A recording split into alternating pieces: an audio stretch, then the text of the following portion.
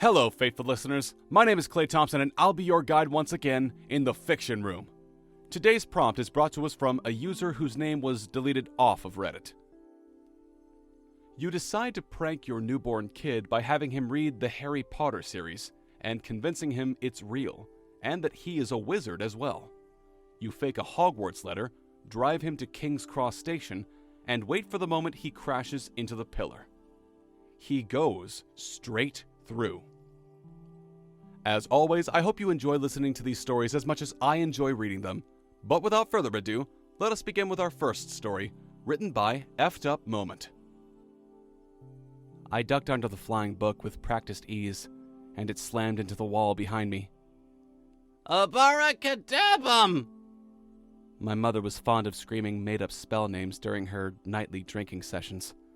She laughed and subsequently lost her balance, rolling off the couch and falling bodily onto the floor. I took the opportunity to flee, quietly slipping out the front door. I lit a cigarette and walked down the empty street, pulling the red and gold scarf my mother had given me years ago close. I don't know why she kept doing it. Not the drinking. I knew why she drank. It was the fantasy. This idea that Hogwarts was real and that I was a witch. Obviously, I had figured it out years ago, but my mother refused to admit the stories were just that. Stories. Well, anyways, these days we would only get a few pages into the Order of the Phoenix before Mom had downed 2 martinis and started to slur her words. I finished my cigarette and walked home. To my surprise, my mother was upright and sitting at the table, with a cigarette of her own in one hand and a letter in the other. "Look what an owl brought me," she said. Her eyes were red but alert. Her hand snaked out and grabbed my wrist, and she pulled me toward the letter. "Open it!" There was a hint of menace in her voice. The letter was an invitation to Hogwarts, done in my mother's crude handwriting. She hadn't even put effort into it. I couldn't help it. I teared up. Why did she do this to me? Later that evening, I could hear her laughing on the phone. She even started crying, the idiot. Tomorrow I'm taking her to King's Cross. We're going to break the internet. This is going to go viral. That morning I went along with everything. I stood mutely while my mother dressed me in a kid's Halloween costume. Not even a brand name, but a cheap knockoff. Wizard Boy cloak. We got to the station, and she pushed me towards platform 9. I turned to her, hoping that she would realize that I was still her daughter, and not her plaything.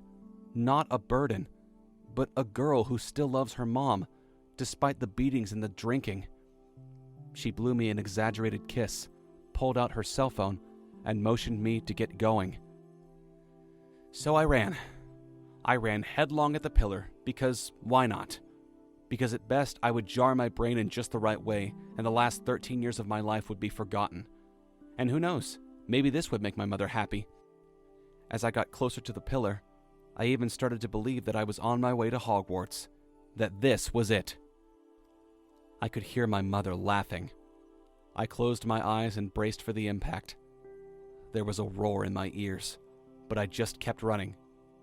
"Steady!" Firm hands gripped me. I looked up to see the kindly face of an elderly man in a peculiar set of robes. He had a long white beard and half-moon spectacles. I looked around to see young people in black robes everywhere. The man looked down at me. "We are so glad you've made it." Something in me tells me that this could be an official continuation of Harry Potter, like the books got published, the events actually happened, and this girl is in the same situation as Harry Potter in an abusive household, and she goes to Hogwarts and finds that she's actually really good at magic. So I like this story. I like this one a lot. I was expecting sadness, but this was very optimistic. So now let's move on to our second story, written by Rarely Funny. Panicking is rarely useful, which is why I checked my smartphone recording first, scrolling back to those few seconds when Melanie should have bounced cleanly off the wall at King's Cross Station. I expected her to land quite heavily, which is why I had her fitted out with a crash helmet and cargo pants. It was one thing to play a prank on your kid, and it was quite another to endanger them. I may not be a conventional parent, but let no one say I was a reckless one. But the recording only confirmed what my eyes told me. Melanie had passed right through the wall, and I even picked up her last few goodbyes echoing through the masonry. Melanie had not, as per my meticulous plans, learned a valuable lesson in learning to discern between fiction and reality. My prepared speech about how she should engage in critical thinking more often ebbed away from my mind, leaking like a water through a sieve.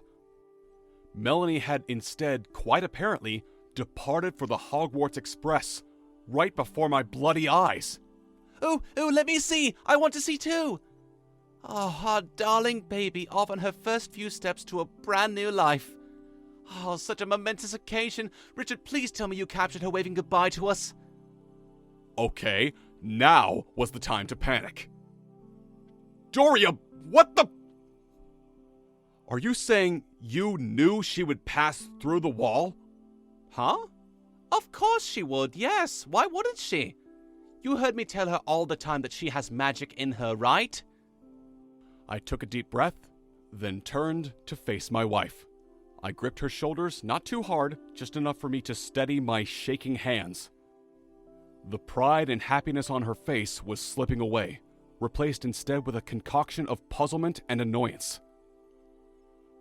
Please, tell me you're joking, I said.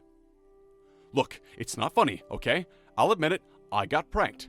I don't know how you made her disappear. I don't know when the two of you ganged up on me instead. Haha, very funny. Applause all around for my wonderful wife and my turnip of a daughter. Eggs on my face and everything. Now can you get her out of the bloody wall? But, Richard, isn't this what you always wanted? Isn't this... Then her face fell, and a twinge of anger spread across her features the way it always did just before we got to fighting. Hold on. Right there, mister. Are you telling me that you didn't believe in what we were telling her? Believe? I said, as my voice climbed a couple of octaves. Believe in the entire Harry Potter which you made me read to her? Of course not! It's a stupid storybook, Doria! So this was, what, a prank? You did all this just to have her run and bounce off a wall! A sneer twisted her lips. What type of sicko are you? But that's what we agreed, you and me. We said it would be funny if we got her to believe that Harry Potter was real. What about the letter then? From Hogwarts? Delivered by Owl, no less. I printed the dang thing off DeviantArt. I plucked a few feathers out from our pillows. Oh my god. Huh, you know what? I can't tell if you're the fool or if I was the idiot. Here I was, thinking that my husband had accepted me for what I was, had even embraced the life our daughter would live out. I thought you were listening to me all those years when I kept telling you that I had distant relatives who had magic, and that I was pretty sure Melanie had inherited those same talents. It was my darkest secret, and I was so worried that you would never accept me. I cried, you know, with joy the first time you called me a squib. Bloody hell, Doria. I thought we were role-playing. Why else would I go, ho ho ho, I'm Hagrid, instead of playing Santa Claus during Christmas? I saw tears well up in Doria's eyes, and she turned away before they could spill.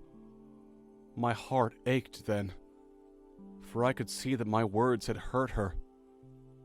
All I wanted to do was to hold her tight, struggle to make sense of what I had learned, and then maybe try to figure out what I was going to do next. But the horrible memories of me reading the books to Melanie before her bedtimes came crashing back, and I knew there was now no time for tenderness. Not when my precious Melanie was, in all likelihood, boarding a frickin' ferry train to Hogwarts at this very instant. I wasn't prescient in any way, but the foreboding was building in my stomach, pooling like the condensation off a can of Coke in summer. Doria, look, I'm sorry, okay? I'm a jerk of a father who was just trying to record his daughter ramming into a wall so that I could maybe get gold on Reddit, okay? I admit to that, I'm scum. But listen, there's something really important that I need your help with, okay? And what's that? You want me to find some way to pull our daughter back? So that maybe you can corrupt her with your hate, your shallowness, your sheer idiocy? No, not that. Look, and don't get mad, but I may have taken certain liberties with the story when I read the books to her. And before she puts any of those ideas into play, we need to get her back and set the record straight. So please, if you know of any... Wait, what did you say? Doria narrowed her eyes and stabbed a finger into my chest. Back up. Say that again to me one more time. I said we need to get her back so that we can correct... No. Did I hear you say that you took certain liberties with the story? Doria had the same look she always had just before she ascended to blind fury, right after maddened rage and righteous anger, and way past mild annoyance, which was usually where I kept her with my jokes and my silly innuendos. I gulped, then decided honesty was the best policy here. I, kinda shared some commentary on the series with her. You know, just to help her with the development of critical thinking. Did you not hear me specifically ask you to avoid any of your usual antics with this series? Just this series? And that it was vital that Melanie hear the complete storyline as accurately as possible. For crying out loud, Doria, I thought it was just because you were a fangirl. No, I am not a fangirl, Richard. Rowling's the most accurate historian we've ever had! Doria bunched her fists and then pummeled my shoulder for a couple of seconds. When she was spent, she sighed. What exactly did you tell her? I may have told her that, the Sorting Hat was an antiquated pro-discrimination enforcer who reveled in making cursory judgments of people, and that if she ever got the chance, she should tell the Sorting Hat to stuff it. Oh, God! And I may have told her that potions class was the most important one of all, simply because humans are weakest when it comes to addiction, and if she could just develop a substance which caused maximum pleasure and a minimum of side effects, she should keep it secret and focus on selling product to her classmates. Money, I told her, makes the world go round. You seriously... Oh, for the love of... And I may have also said that Voldy did nothing wrong, and that his views of how wizardkind should govern itself before Muggles did so was entirely justifiable and, in fact, a plot device employed in X-Men Apocalypse. And that the only mistake he made was in not dressing it up in a more digestible exterior. PR, I told her. Get into Slytherin, then change it from within. Get rid of the stupid snake, replace it with an animal with a broader appeal than the stupid lion the Gryffindors have. Maybe choose something like cute and relatable, like a Japanese electric mouse. Then when no one suspects it, you spread your doctrines and your teachings and help people see that there are more ways than one to conquer the world. I would have gone on, but Doria's face was drained of blood at this point. In the distance behind her, I saw a few more families ambling our way, and their children suddenly fell to the floor, grimacing and clutching their heads in pain. From that distance, I could still make out the image of a cartoon frog pulsing on their foreheads, a scar magically delivered by an artist I was intimately acquainted with. Pepe. The first animal I had taught Melanie to draw as a joke for giggles. Do you like this animal? I had asked her. It could be your personal coat of arms, yeah? Doria grabbed my collar, and I wonder if we would ever return to the lives we had. What have you done? She asked.